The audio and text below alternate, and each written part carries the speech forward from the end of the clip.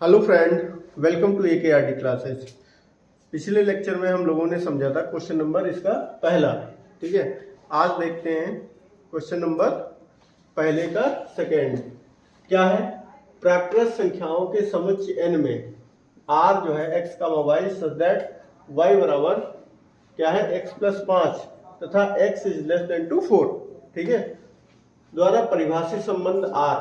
तो ये बताना है क्या ये स्वतुल्य है, सम्मित है और संक्रामक है या नहीं है। ठीक है, इसके बारे में देखते हैं। ठीक है, मैंने बताया था कि अगर इन सवालों को समझना है तो इससे पहले जो लेक्चर 1, 2, 3 जिसमें हमने स्वतुल्य, सम्मित और संक्रामक क्या होते हैं उसके बारे में हम लोग पढ़ चुके हैं अच्छी तरीके से।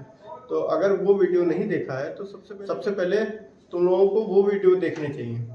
ठीक है, जब उन वीडियो को अच्छी तरीके से देख लोगे, समझ लोगे तो ये सवाल तुमको बहुत आसान लगेंगे। ठीक है, चलिए देखते हैं, शुरू करते हैं। अब इसमें क्या है, प्राकृत संख्याओं के समुच्चय n में r जो है द्वारा परिभाषित संबंध जो है उनको बताना है कि स्वतुल्य है, सम्मित है या संक्रामक है या नहीं है।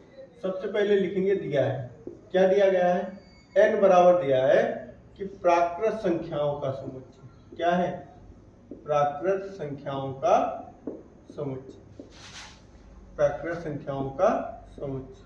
ठीक है, अच्छा, प्राकृत संख्याओं का समुच्चय जो है उसको हम लिख सकते हैं जैसे 1, 2, 3, 4, 5 इस तरीके से डेड डेश कर लेंगे।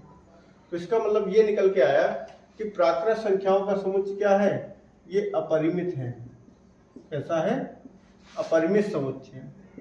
ठीक है, ठीक है, प्राकृत संख्याओं का समुच्चय कैसा है, ये अपरिमित समुच्चय है। ठीक है, अब मैंने बताया था r, इसको r को लिख लेते हैं। r बराबर क्या है, x comma y such that y equal to x plus 5 तथा और क्या दिया है, x is less than to 4। साथ में हम लोग लिख लेते हैं जहां x comma y belongs to क्या हो जाएगा, n। ठीक है, मतलब x और y जो भी अवयव लिए जाएंगे वो किससे संबंधित होंगे, नेचुरल नंबर से। ठीक है, सही रूप में, युग्म के रूप में इसको शर्त को लिखते हैं। जैसे x का y बराबर है x प्लस 5, अगर हम x बराबर 1 ले लें तो x बराबर जब 1 ले लेंगे तो y बराबर क्या हो जाएगा, 1 रखेंगे यहाँ पे तो 6 हो जाएगा, तो 1 कामा 6। अब ऐसे ही x बराबर अगर 2 रख दें तो क्या हो जाएगा, y बराबर 7 हो जाएगा। अगर x बराबर क्या रख दें, 3 रख दें तो y बराबर क्या हो जाएगा, y बराबर हो जाएगा 3 रखेंगे तो 5 3 8 हो जाएगा।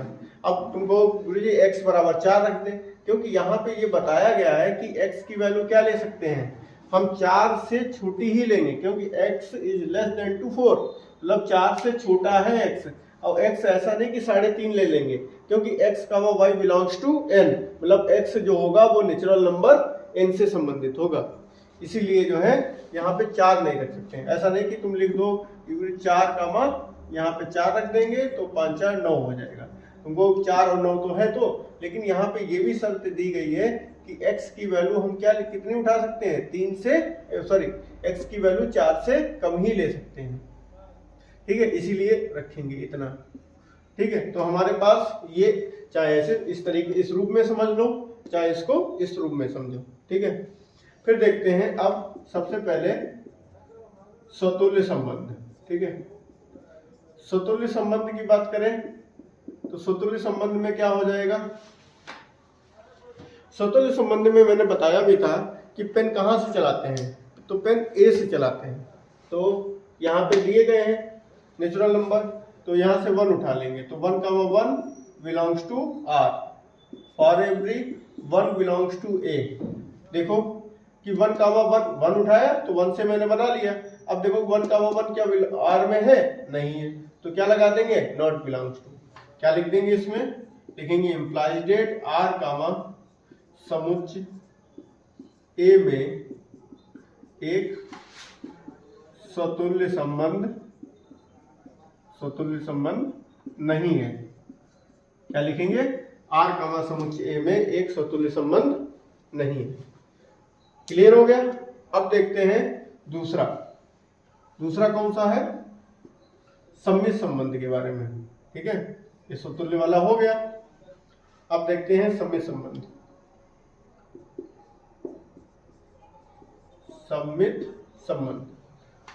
सम्मित संबंध में क्या बताया गया था कि अगर हम, पेन कहां से चलेगा, पेन चलता है आर से लेकर चलेंगे और आर में ही मिलना चाहिए। जैसे A comma B belongs to R है तो इम्प्लाइज डेट करके क्या हो जाएगा, B comma A belongs to R.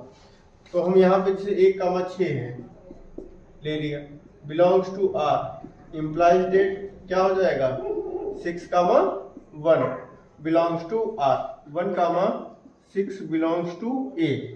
तो यहाँ 1 कामा 6 बिलोंग्स टू ए, ये तो है।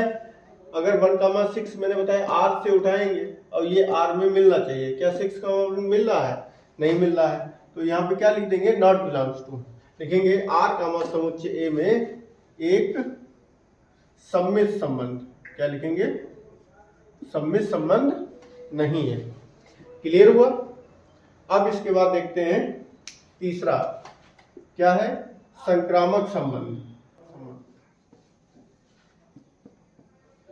चलिए संक्रामक संबंध में क्या है,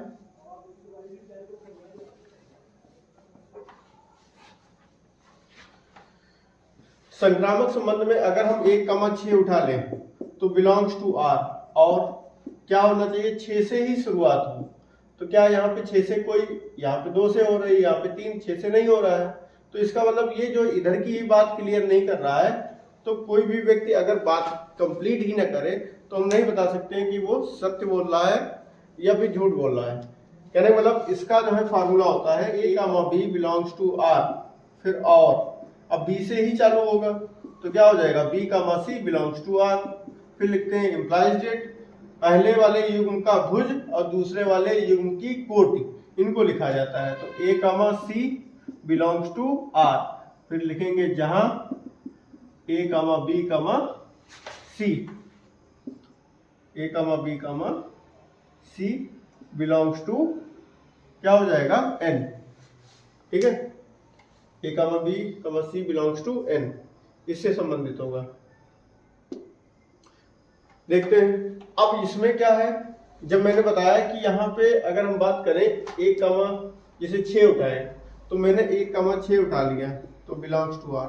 अब हमको पता है कि जो है यहाँ पे 6 से ही शुरुआत होनी चाहिए। क्या यहाँ पे 6 पे कोई है, जब है ही नहीं तो हम लिख ही नहीं सकते। मतलब कोई व्यक्ति बात बोल ही नहीं रहा है तो हम कैसे बता सकते हैं कि वो जो है सच बोल रहा है या झूठ बोल रहा है। ठीक है, तो यहाँ पे इसने बात ही नहीं कंप्लीट की, हम आगे बता ही नहीं सकते। 2 कामा 7 उठाएंगे तो 7 से शुरुआत ना यहाँ पे है ना यहाँ पे है, ये भी नहीं हो पाएगा। अगर 3 कामा 8 ले लो, यहाँ पे 3 कामा 8 और 8 से शुरुआत होनी चाहिए, वो भी नहीं है। तो इसके लिए क्या करेंगे, हम लोग डायरेक्ट लिख लेंगे। ठीक है, इसको क्या करेंगे, इसको डायरेक्ट लिख लेंगे। क्या लिखेंगे, किसी भी युग्म के लिए, क्या लिखेंगे, किसी भी युग्म के लिए आर कामा समुच्चय n में एक संक्रामक संबंध नहीं है। क्या लिखेंगे, किसी भी समुच्चय के लिए आर कामा समुच्चय n में एक संक्रामक संबंध नहीं है। क्लियर हो गया। देखो अभी भी जो है ये सवाल कंप्लीट नहीं हुआ है, क्योंकि इसमें आधा नंबर मिलता है अतः के लिए।